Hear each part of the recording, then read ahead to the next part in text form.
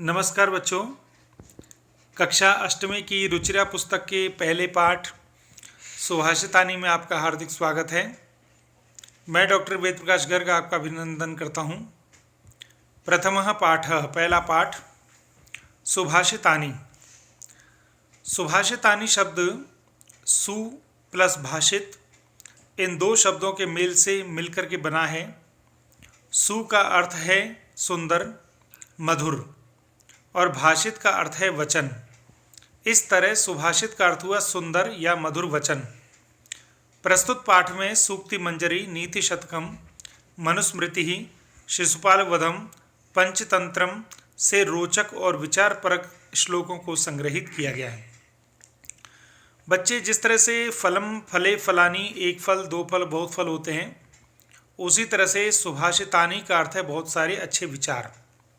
तीन से ज़्यादा के लिए बहुवचन ही प्रयोग होता है, तीन या तीन से ज़्यादा के लिए बहुवचन ही प्रयोग होता है, इसलिए ये शब्द है सुभाषितानी का अर्थ हो गया अच्छे विचार। अब हम इस पाठ के श्लोकों को पढ़ेंगे। आपका काम है इन श्लोकों को लिखना और उनके अर्थ को लिखना। अर्थ आपको मैं समझाऊंगा, आप उसके हिसाब से भी लिख सकते हैं, और मैं आपको इनका लिखा हुआ अर्थ भेज दूंगा, आप उससे भी लिख सकते हैं। पहले 3 दिन में आपका यही कार्य होगा और अगले 3 दिन के लिए आप इसका अभ्यास करेंगे, इसके प्रश्नोत्तरों का अभ्यास करेंगे। प्रश्न देखिए, पहला श्लोक, इसको गा करके देखते हैं। गुणा गुणज्ञेषु गुणा भवन्ति, ते निर्गुणं प्राप्य भवन्ति दोषाः। सुस्वादुतो यः प्रभवन्ति नद्यः, समुद्रमासाद्य भवन्त्यपेयः। इस तरह से आपको अभ्यास करना है, मेरे साथ कीजिए। गुणा गुणज्ञेषु गुणा भवन्ति, ते निर्गुणं प्राप्य भवन्ति दोषाः। सुस्वादुतो यः प्रभवन्ति नद्यः, समुद्रमासाद्य भवन्त्यपेयः। इस पाठ में, इस श्लोक में अच्छी संगति के परिणाम और बुरी संगति के कुपरिणाम के बारे में बताया गया है। ध्यान दीजिए। गुणः गुणज्ञेषु गुणा भवन्ति, जो गुण होते हैं वो गुणियों में जाकर के गुणी गुण बन जाते हैं। अर्थात किसी व्यक्ति में कोई गुण है और उसका मिलन अगर अच्छे लोगों से हो गया तो उसके गुणों की कीमत गुण ही रहेगी। लेकिन ते निर्गुणम प्राप्य भवन्ति दोषा, ते वे मतलब वही गुण जब निर्गुणम प्राप्य, जब एक निर्गुण व्यक्ति के पास जाते हैं या एक कुसंगति में जाते हैं तो दोषाः भवन्ति, वो बुराई बन जाती है। आप समझिए, मान के चलिए कोई व्यक्ति ईमानदार है और वो ईमानदार व्यक्ति ईमानदारों के बीच में चला गया तो उसकी ईमानदारी की कीमत बढ़ जाती है। लेकिन वही ईमानदार जब बेईमानों के बीच में चला जाता है तो वो ईमानदारी उसके लिए बुराई बन जाती है। तो इसमें एक उदाहरण दिया है, सुस्वादु तो यह प्रभुवंती नद्यः। सुस्वादु मतलब स्वादिष्ट, तो यह पानी, नद्यः नदियों का, प्रभवंती बहता है। कहते हैं नदियों का जो पानी है वो बड़े जब बहता है तो बड़ा स्वादिष्ट होता है, लेकिन समुद्रम आसाद्य भवन्ति अपेयः, समुद्र में जब जाता है तो अपेय हो जाता है, नॉन ड्रिंकेबल हो जाता है, पीने के लायक नहीं होता है। दोबारा सुनिए, अच्छाई अगर अच्छे लोगों के बीच में जाती है तो अच्छी हो जाती है, और वही अगर बुरे लोगों के बीच में जाती है तो बुरी बन जाती है। जैसे नदी का पानी जब बहता है तो स्वादिष्ट होता है, लेकिन जब वही समुद्र के बीच में जाता है तो वो पीने के लायक नहीं होता है, अर्थात खारा हो जाता है। पानी तो वही था, लेकिन जब नदी में गया तो स्वादिष्ट, और जब समुद्र में गया तो खारा। तो 3 शब्द इसमें थोड़े कठिन है। गुणज्ञेषु, गुण को जानने वाले, सुस्वादु बहुत मीठा, और आसाद्य पहुँच करके। दूसरा श्लोक, ये बहुत प्रसिद्ध श्लोक है। साहित्य संगीत कला विहीनः साक्षात् पशुः पुच्छ विषाणहीनः तृणं न खादन्नपि जीवमानः तद्भागधेयं परमं पशूनां। साहित्य मतलब पढ़ाई, संगीत मतलब म्यूजिक, कला मतलब कोई भी कला, कोई भी आर्ट, विहीन बिना। अगर कोई व्यक्ति साहित्य, संगीत और कला के बिना है, अर्थात पहले व्यक्ति को कोशिश करनी चाहिए कि वो ज्ञान को प्राप्त करें। अगर ज्ञान को न प्राप्त कर पाए तो कोई संगीत वगैरह सीखे, संगीत वगैरह भी न सीख पाए तो किसी कला को सीखे। और अगर इनमें से कोई भी चीज़ आदमी ने प्राप्त नहीं की तो लेखक कह रहे हैं साक्षात पशु, वो बिल्कुल पशु है। पुच्छ विषाणहीन, बस ये अंतर है कि पुच्छ उसके पूंछ नहीं है और विषाण उसके सींग नहीं है। हीन मतलब बिना, मतलब ऐसा व्यक्ति जो न पढ़ा, न संगीत का ज्ञान प्राप्त किया, न उसने कोई कला प्राप्त की, ऐसा व्यक्ति बिल्कुल मनुष्य नहीं है, पशु है। बस वो पूंछ और सींग के बिना है। तृणम न खादन अपि जीवमान, और तृणम तिनका, न खादन नहीं खाता वो, अपि जीवमान फिर वो जिंदा है। बस ये अंतर है कि पशु जैसे जिंदा रहने के लिए घास खाते हैं, ये जिंदा रहने के लिए घास नहीं खाता है। तद भागधेयम परमम पशुनाम, परम पशु, बड़े पशु, तो तद उसके भागधेयम, उसके भाग्य में ये है कि वो परम पशु के जैसा है। मतलब उस व्यक्ति की गिनती, ऐसे व्यक्तियों की गिनती पशुओं की गिनती में ही आती है। एक बार अभ्यास करें मेरे साथ। साहित्य संगीत कला विहीनः साक्षात् पशुः पुच्छ विषाणहीनः तृणं न खादन्नपि जीवमानः तद्भागधेयं परमं पशूनां। तीसरा श्लोक। इस श्लोक की ये खासियत है कि इस श्लोक में कई प्रश्नों के उत्तर हैं, और इस प्रश्न को मैं महत्वपूर्ण मानता हूँ क्योंकि इस एक ही श्लोक से कई प्रश्नों के उत्तर निकलते हैं।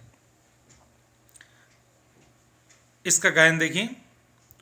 लुब्धस्य नश्यति यशः पिशुनस्य मैत्री नष्टक्रियस्य कुलम् अर्थपरस्य धर्मः विद्या फलं व्यसनिनः कृपणस्य सौख्यं राज्यं प्रमत्त सचिवस्य नराधिपस्य। नश्यति इसकी क्रिया है, नश्यति मतलब नष्ट हो जाता है। अब क्या नष्ट हो जाता है और किसका नष्ट हो जाता है, ये ही इस श्लोक के अर्थ है। तो कहते हैं लुब्धस्य यशः, लोभी आदमी की इज्जत। पिशुनस्य मैत्री, पिशुन मतलब चापलूस, पिशुनस्य मैत्री, चापलूस की दोस्ती खत्म हो जाती है। जो व्यक्ति चापलूस करते हैं उनकी दोस्ती ज़्यादा दिन तक नहीं रहती। नष्टक क्रियस्य कुलम, कुलम अर्थात परिवारम। नष्ट क्रियस्य, जो व्यक्ति काम नहीं करता, जो व्यक्ति निष्क्रिय रहता है, उस व्यक्ति का परिवार खत्म हो जाता है। और अर्थ परस्य धर्मः, अर्थ मतलब पैसा। जो व्यक्ति अर्थ पर होता है, जो व्यक्ति ज़्यादा पैसे में लगा रहता है, ऐसा व्यक्ति का धर्म खत्म हो जाता है। अर्थात ऐसा व्यक्ति कोई काम नहीं कर सकता अच्छे, क्योंकि अच्छे काम करने के लिए त्याग चाहिए। जो व्यक्ति ज़्यादा अर्थ लोलुप होता है, ज़्यादा पैसे में लगा रहता है, ऐसे व्यक्ति का धर्म, धर्म मतलब अच्छे काम खत्म हो जाते हैं। विद्या फलम व्यसनिनः, व्यसनी व्यक्ति की विद्या का फल खत्म हो जाता है। व्यसनी मतलब कोई भी बुराई, अगर किसी व्यक्ति को कोई बुराई लग गई है, बुराई मतलब बीड़ी, सिगरेट, जुआ, शराब, ज़्यादा खेल, ज़्यादा सोना, ज़्यादा खाना, अगर इस तरह का कोई भी व्यसन लग गया है तो ऐसे व्यक्ति को कभी विद्या का फल नहीं मिलता। क्यों? क्योंकि विद्या का फल अभ्यास चाहता है, और अभ्यास के लिए समय चाहिए, और समय व्यक्ति का बुराइयों में निकल जाता है।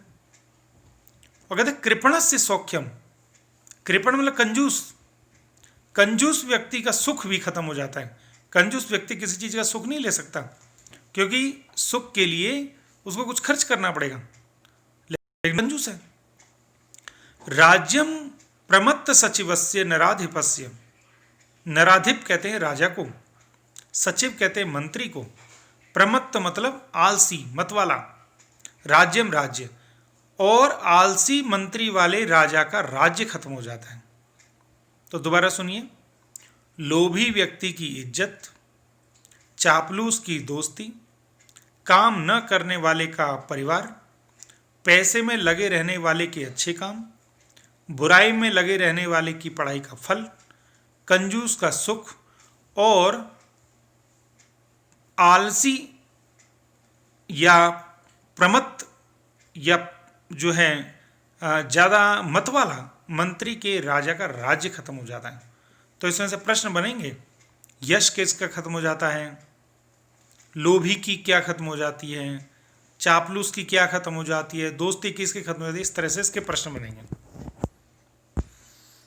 श्लोक चौथा, इस चौथे श्लोक में ये बताया गया है कि जो अच्छे लोग होते हैं उनका जीवन मधुमक्खी की तरह से होता है। कैसे?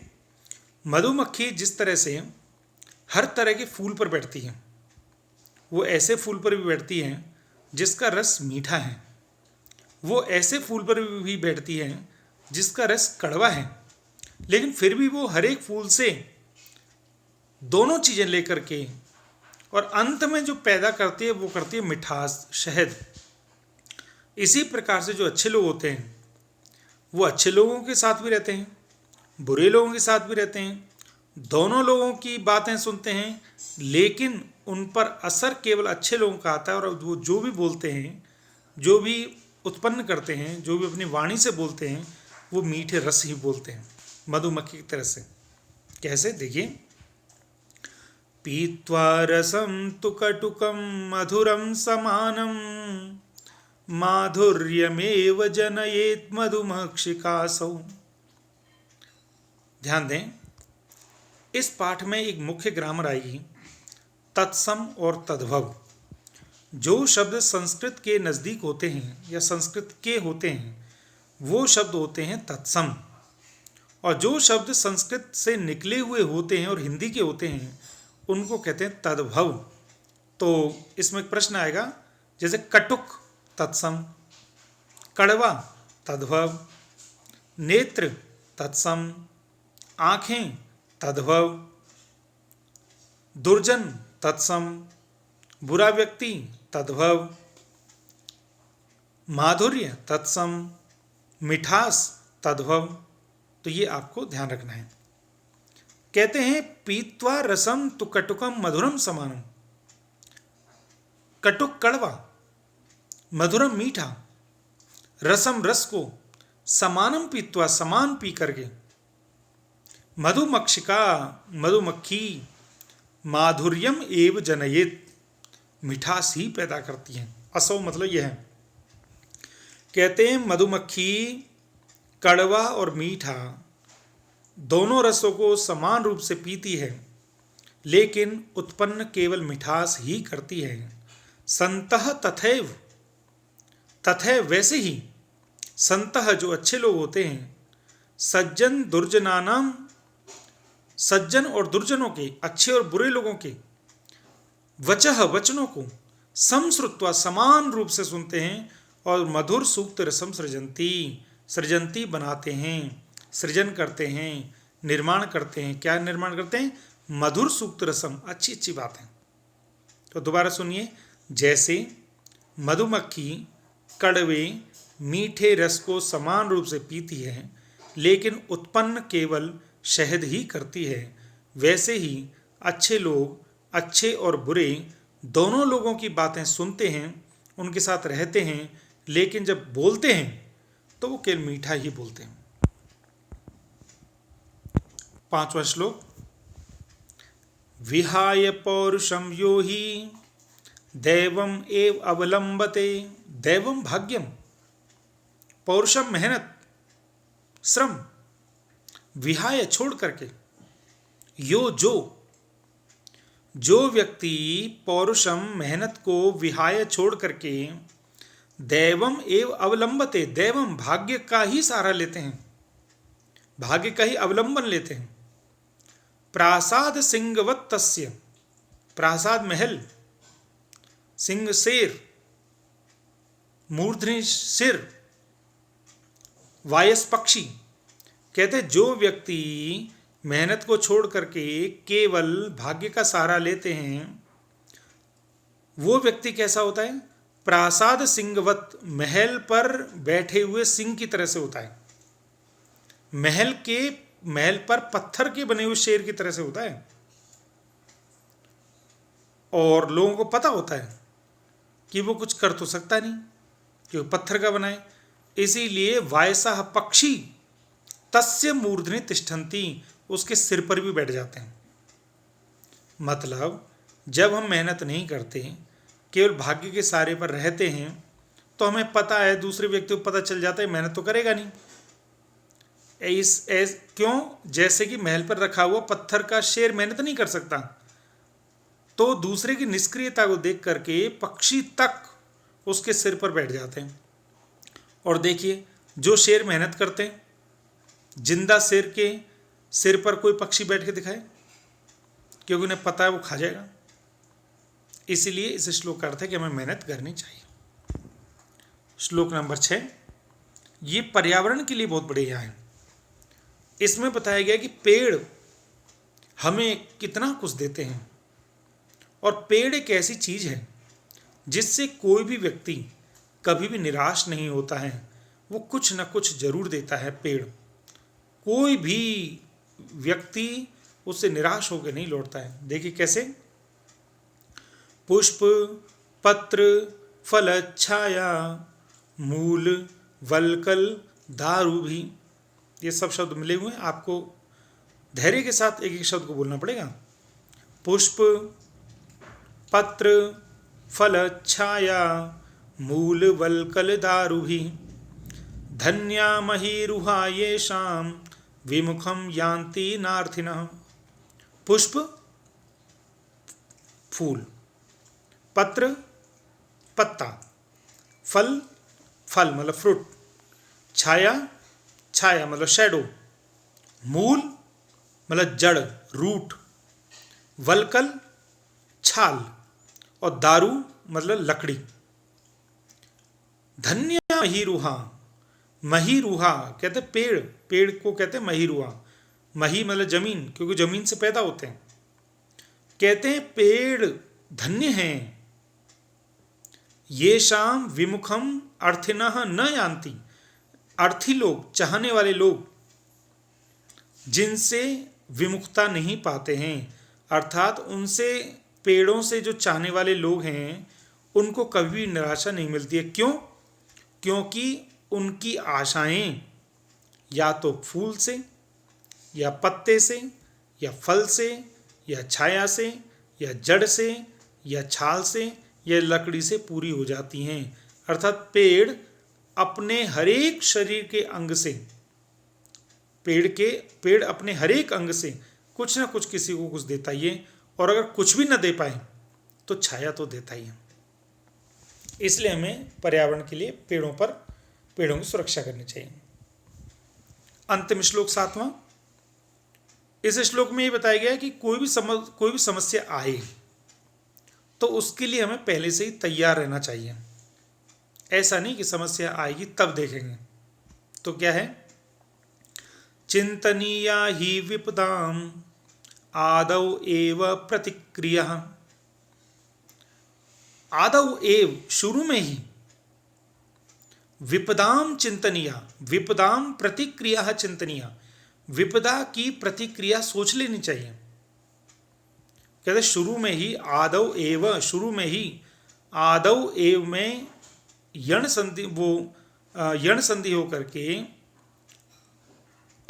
एचो अयवायाव, अयादि संधि होकर के औ को आव हो गया है। तो कहते हैं आदौ एव, शुरू में ही, विपदाम समस्याओं के लिए प्रतिक्रिया चिंतनीय, उसकी प्रतिक्रिया सोच लेनी चाहिए, उसका उपाय सोच लेना चाहिए। क्यों? उदाहरण देते हैं। न कूप खननम युक्तम। कूप कुआं, कहते कुएं को खोदना सही नहीं है। प्रदीप्ते वन्निना गृहे, गृहे घर में, वन्निना प्रदीप्ते जब आग लग जाए तब। कहते घर में अगर आग लग जाए तब कुआं खोदोगे तो सही नहीं है, कुआं तो पहले खोदना पड़ेगा। तो वन्नी तत्सम शब्द, आग तद्भव शब्द, गृह तत्सम शब्द और घर तद्भव शब्द। तो ये सातों श्लोकों को आप लिखेंगे, सातों श्लोकों के अर्थ को आप लिखेंगे। ये काम है आपका 3 दिनों का, या 2 दिन में आप इसको कर लें। अब इसका अभ्यास देखिए, शब्दार्थ लिखने की जरूरत नहीं क्योंकि आपने समझ लिया है। पहला प्रश्न है, पाठ में दिए गए पद्यों को सस्वर वाचन करें। यह हमने कर लिया है। दूसरा है, श्लोक के अंशों को खाली स्थान में भरिए। यह आप कर लेंगे श्लोक को देख करके। प्रश्न 3, व्यसनिनः किम नश्यति। बुराई में लगे हुए आदमी की क्या चीज नष्ट हो जाती है, ढूंढेंगे। कस्य यशः नश्यति, किस व्यक्ति की इज्जत खत्म हो जाती है। मधुमक्षिका किम जनयति, मधुमक्खी क्या पैदा करती हैं। मधुर सूक्त रसम के सृजंती, अच्छे विचारों को कौन पैदा करते हैं। और अर्थिनः केभ्य विमुखा न यान्ति, कौन अर्थी लोग, चाहने वाले लोग किससे निराशा नहीं पाते हैं। तो ये प्रश्नों के उत्तर आपको वहीं मिल जाएंगे। और अगला प्रश्न देखिए, चौथा, तत्सम शब्द, तद्भव शब्द का तत्सम लिखिए। जैसे कंजूस का कृपण, ऐसे कड़वा का आ जाएगा कटुक, पूंछ का आ जाएगा पुच्छ, लोभी का लुब्ध, मधुमक्खी का मधुमक्षिका, तिनका का तृण। प्रश्न नंबर 5, अधोलिखितेषु वाक्येषु कर्तृपदम क्रियापदम च चित्वा लिखत। नीचे लिखे वाक्यों में कर्ता और क्रिया को चुन करके लिखिए। कर्ता कौन होता है, जो किसी काम को करता है, और क्रिया क्या होती है, जो उस नाउन के द्वारा की जाती है। देखिए कैसे, उदाहरण दिया है, संतः मधुर सूक्त रसम सृजंती, अच्छे लोग मीठे बातों को बनाते हैं। कौन बनाते हैं, संत। और क्या बनाते हैं, सृजंती। ऐसे ही अब आप इसमें देखेंगे, निर्गुणम प्राप्य भवन्ति दोषः, तो निर्गुणता को पाकर के बुराइयां हो जाती हैं। तो ये तो हो गया आपका कर्ता और ये हो गया आपका क्रिया। गुणज्ञेषु गुणा भवन्ति, अच्छे लोगों में अच्छे हो जाते हैं। तो ये हो गया आपका कर्ता और ये हो गया क्रिया।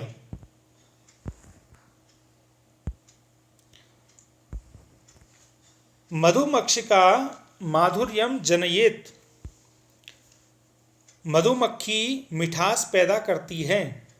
तो ये हो गया कर्ता, ये हो गया क्रिया। पिशुनस्य मैत्री यशः नाशयति, चापलूस की दोस्ती इज्जत खत्म कर देती है। तो दोस्ती हो गया और खत्म कर देती है। नद्यः समुद्रम आसाद्य अपेयः भवन्ति, नदियां समुद्र में जाकर के अपेय हो जाती हैं। तो नदियां हो गया क्रिया कर्ता और भवन्ति हो गया क्रिया। प्रश्न 6, प्रश्न 6 में आपको अंडरलाइन वाले शब्दों में प्रश्न निर्माण करना है। प्रश्न निर्माण में अक्सर 80-90% उसी से मिला जुला शब्द होता है। 2-4 शब्द होते हैं, वो धीरे धीरे अभ्यास में आ जाएंगे। तो देखिए, गुणाः, तो ध्यान दीजिए, जहाँ भी पुल्लिंग वाले शब्द में आह आ जाए तो वहाँ आप हमेशा कर देंगे के। क्या कर देंगे, के। दूसरा है नद्यः, नदियाँ, नदियाँ मतलब कौन। देखिए, गुणे गुण, गुणों में गुणे हो जाते तो कौन आ गया। नदियाँ सुस्वादु तोया वाली होती हैं, तो कौन अब स्त्रीलिंग में वाला शब्द है ये। तो यहाँ पर होगा आपका कहा, क्या होगा? कहा। तीसरा है लुब्धस्य यशः नश्यति, लोभी की इज्जत खत्म हो जाती है। तो लोभी की, तो यहाँ आ जाएगा किसकी, तो लुब्धस्य की जगह हो जाएगा कस्य। अगला शब्द है मधुमक्षिका माधुर्यमेव जनयेत, मधुमक्खी मिठास ही पैदा करती है। तो कौन? मधुमक्षिका से मिलता जुलता शब्द का। अगला शब्द है तस्य मूर्धनि तिष्ठन्ति वायसः, उसके सिर पर बैठ जाते हैं पक्षी। अब उसके किस पर, तो ये याद करने वाला है। तो यहाँ पर आ जाएगा किस पर, तो यहाँ पर आ जाएगा आपका, यहाँ पर आ जाएगा आपका कस्मिन, क आधे स कस्मिन, हलंत, न पर हलंत, न पर हलंत। सातवां प्रश्न, ये मुख्य प्रश्न है, ये मुख्य प्रश्न है, इसको ध्यान दो। यहाँ की ग्रामर है संयोग संधि। संयोग संधि क्या है? अंतिम व्यंजन और अगला स्वर मिलकर के केवल मिलते हैं। संयोग संधि में अंतिम, पहले पद का अंतिम वर्ण और दूसरे पद का पहला वर्ण दोनों मिलता है और दोनों में कोई विकार नहीं आता है। जैसे देखिए समुद्रम आसाद्य, म और आ तो मिलके हो गए माँ। ऐसे ही माधुर्य मेव, मे आ गया तो मे हो गया, तो इसका मतलब हो गया आपका म और ए। तो म से पहले वाले शब्द लिख दीजिए और ए के बाद वाले लिख दीजिए, एंड में और पहले ही आएगा। ऐसे ही अल्पमेव, यहाँ भी मे है, अल्पम एव। ऐसे ही सर्वमेव, सर्वम एव, दैवम एव, दैवम एव। जहाँ जहाँ मे आ रहा है वहाँ पर म, हलंत और ए। आगे देखिए महात्मा नाम उक्ति ही, अब यहाँ मुंह आ रहा है तो मुंह में हम कैसे करेंगे? म आधा और ऊ प्लस के बाद, और बाकी इससे पहले भी लिखना है जो शब्द है महात्मा नाम और उक्ति ही। अगला देखिए विपदाम आपदाम ए विपदाम आदाव एव। अब यहाँ दो हैं पर हम यहाँ पर एक ही संधि की बात चल रही है इसलिए हम उसी को लेंगे। तो यहाँ पर कैसे होगा?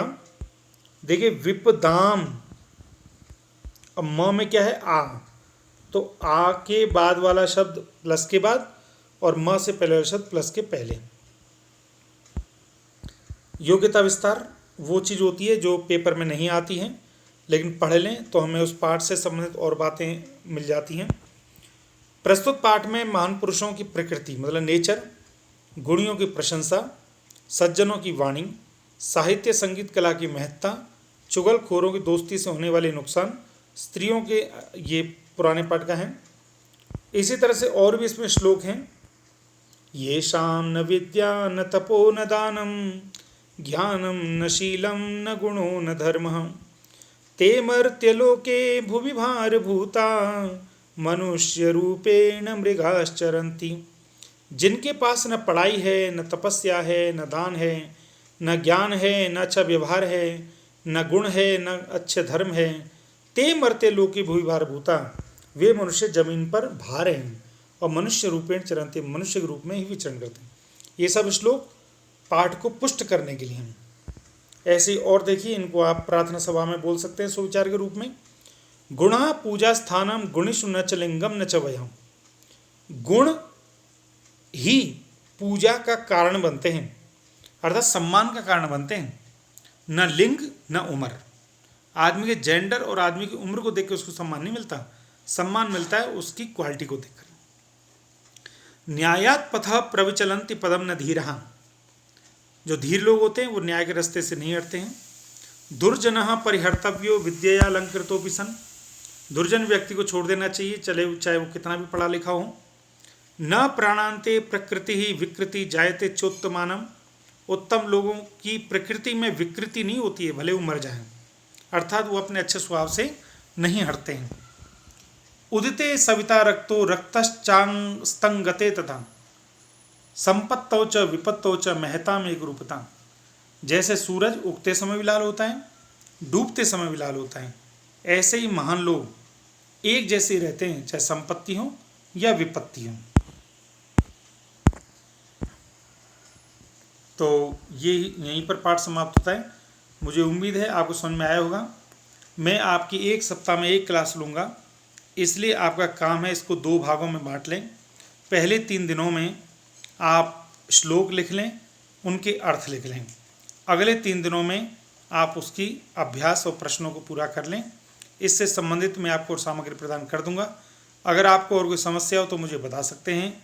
और आपको अगर मेरा वीडियो अच्छा लगा हो तो आप लाइक शेयर सब्सक्राइब अवश्य करें और बच्चों को भी प्रोत्साहित करें। मैं कक्षा 6, 7, 8 की हिंदी संस्कृत और 9, 10, 11, 12 की हिंदी को पढ़ा रहा हूँ इस समय। तो उन सभी बच्चों से आप निवेदन करें कि इस चैनल को सब्सक्राइब करें जो बच्चे इन सब्जेक्ट को पढ़ रहे हैं। आपको बहुत बहुत धन्यवाद। जय हिंद।